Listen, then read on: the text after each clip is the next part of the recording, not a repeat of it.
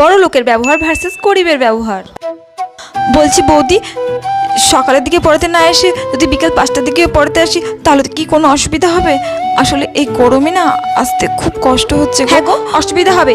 আর তোমাকে তো আগেই বলে দেওয়া হয়েছে আমার বিটুকে সকালে পড়াতে আসতে হবে। তোমার জন্য কি আমার বিটু সুইমিং ক্লাসে অফ করবে না না, নাকি? শুধু গরমের সময়টুকু। আসলে খুব গরম পড়ছে তো আসতে খুব কষ্ট হচ্ছে তো। না, হবে না। তুমি যদি সকালে পড়াতে আসতে পারো তাহলে পড়াও, না হলে আমি অন্য টিচার দেখে নেব। না না, টিউশন চলে গেলে তো হবে না, আমার টাকা তো খুব প্রয়োজন। না না, আমি আসবো। এ কি মৌসুমি, তুমি এত রোদ গরমের মধ্যে পড়াতে আসলে? আচ্ছা তুমি আগে বসো, আমি তোমার জন্য শরবত নিয়ে আসি। এই নাও। আসলে বৌদি, এই গরমের কটা দিন যদি একটু সন্ধ্যাবেলায় পড়াতে আসি।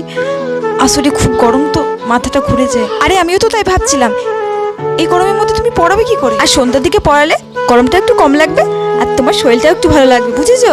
ঠিক আছে বৌদি,